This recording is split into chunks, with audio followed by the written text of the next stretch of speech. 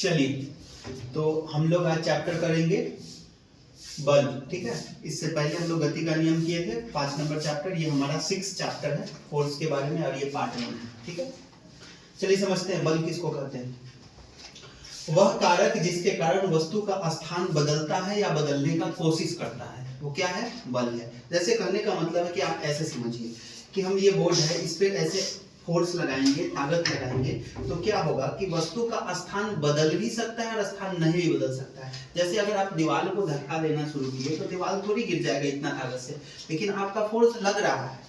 Force का मतलब होता है कि किसी वस्तु को धक्का देना, उसके स्थान को बदलने का कोशिश करना, चाहे वो स्थान बदले या ना बदले। ठीक है, तो सारा का सारा क्या कहलाएगा? बल कहलाएगा। ठीक है, ये बल का डेफिनेशन हुआ।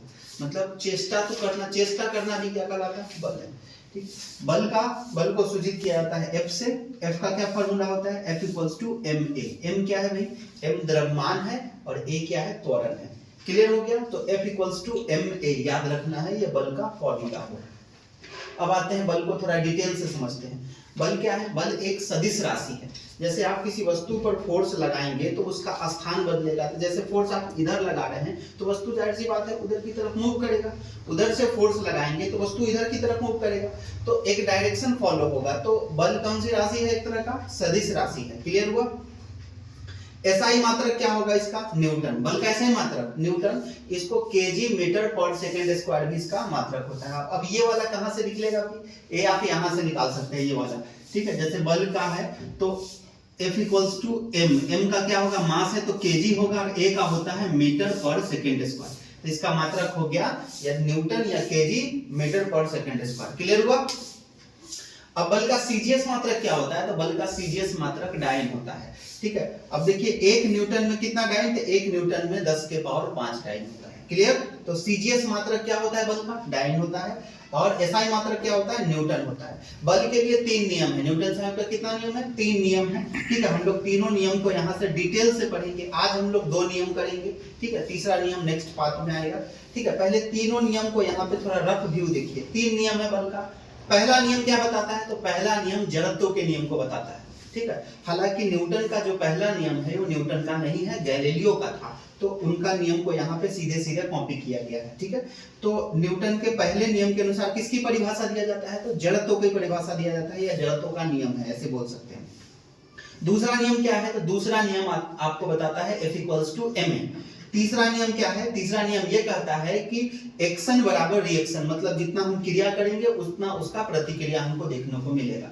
जैसे कहने का मतलब कि हम जिस किसी वस्तु पर फोर्स लगाएंगे तो फोर्स हमको उससे रिपल्स करके भी फोर्स हमको मिलने वाला है। ठीक है, एक्शन बराबर रिएक्शन। जैसे अगर हम इस पर दीवार पर जितना जोर से मारेंगे उतना जोर से हमको चोट लगने वाला है। धीरे मारेंगे तो कम चोट लगेगा, ज्यादा जोर से मारेंगे तो हमको रिएक्शन ज्यादा फील होगा। ठीक है, तो ये तीसरा नियम एक्शन रिएक्शन को बताता है। चलिए अब डिटेल्स करते हैं, पहले नियम से आते हैं।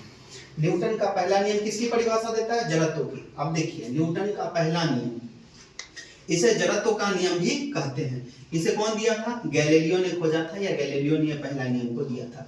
जड़त्व देखिए 2 तरह का होता है, एक होता है गति का जड़त्व और दूसरा होता है स्थिति का जड़त्व। अगर हम बोले कि जड़त्व क्या है तो समझिए, पहले जड़त्व को समझिए तब जाके उसके नियम को समझ में आएगा। जड़त्व का मतलब होता है किसी वस्तु का द्रव्यमान। अगर किसी वस्तु का द्रव्यमान कम है तो उसका जड़त्व भी कम है। अगर किसी वस्तु का मास ज्यादा है यानी द्रव्यमान ज्यादा है तो उसका जड़त्व क्या है? ज्यादा है। ठीक है, जैसे अगर कहने का मतलब है कि जड़त्व का मतलब ऐसे समझिए कि उसकी अपनी आंतरिक ऊर्जा। कोई आदमी हल्का है तो उसका जड़त्व क्या होगा? कम होगा। कोई आदमी भारी है तो उसका जड़त्व क्या होगा? ज्यादा होगा।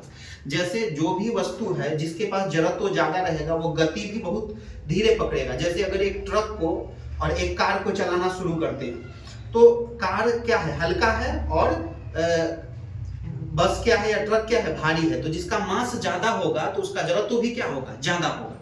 क्लियर? तो जड़त्व का मतलब सीधे सीधे होता है उसके मास से संबंध रखता है। जड़त्व उसके मास को बताता है। ठीक है, अगर जिसका द्रव्यमान ज्यादा है तो उसका हम बोल सकते हैं कि उसका जड़त्व भी क्या है? ज्यादा है। तो जड़त्व 2 तरह का है, गति का जड़त्व और स्थिति का जड़त्व। जैसे अब देखिए इस चीज को हम आपको समझाते हैं। यहाँ से क्वेश्चन भी इस बार के एयरफोर्स में पूछा गया था कि गति का जड़त्व और स्थिति का जड़त्व से।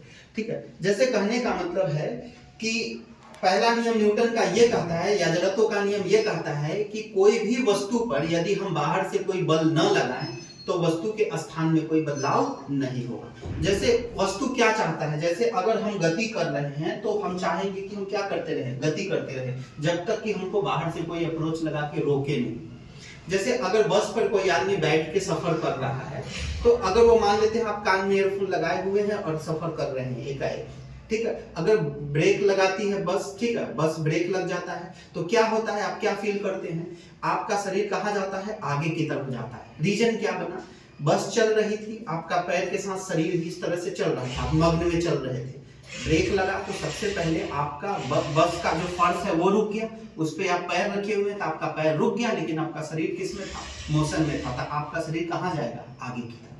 यही काम बस जब स्टार्ट होता है उस समय भी होता है। बस मान लेते हैं आप रुका हुआ है, ठीक है, और वो एकाएक जब चलना शुरू करता है तो बस के साथ आपका पैर मूव कर गया, लेकिन आपका शरीर क्या चाह रहा था पहले से कि हम रुके हुए हैं, विराम चाह रहा था, तो वो पीछे की तरफ धक्का फील करता है। क्लियर, ये चीज है जड़त्व का। मतलब इसको हम कैसे समझें, कौन गति का जड़त्व और कौन स्थिति का जड़त्व। मतलब वस्तु क्या चाह रहा था वो आपको पिक करना है। जैसे अगर मान लेते हैं कंबल पे डस्ट फंसा हुआ है, तो डस्ट क्या है, कंबल के साथ रुका हुआ है, एकाएक हम कंबल को डंडा से मारे तो कंबल को गति दे दिए, तो कंबल को गति दे दिए, लेकिन वो कंबल पहले से क्या चाह रहा था कि हम रुका रहे, तो ये स्थिति के जड़त्व का एग्जाम्पल हो गया। क्लियर, तो स्थिति का जड़त्व और गति के जड़त्व में डिफरेंस है, इसको समझना है। मतलब वस्तु क्या चाह रहा था पहले से, वैसे हम डिफाइन करते हैं स्थिति का जड़त्व और गति के जड़त्व से।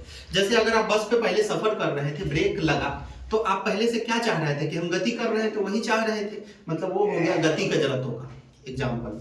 तो जड़त्व कितनी तरह के, दो तरह के, गति का जड़त्व और स्थिति का जड़त्व। न्यूटन का दूसरा नियम क्या कहता है, न्यूटन का दूसरा नियम कहता है कि संवेग परिवर्तन का जो दर है, दर का मतलब समय होता है, तो जो संवेग परिवर्तन का जो दर होता है वो लगाए गए बल के बराबर होता है।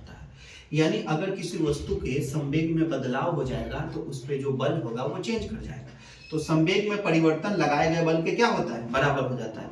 याद रखेंगे, अगर किसी वस्तु पर बाहर से बल नहीं लगाएं तो उस वस्तु के संवेग में कोई बदलाव नहीं होगा, संवेग में बदलाव नहीं होगा।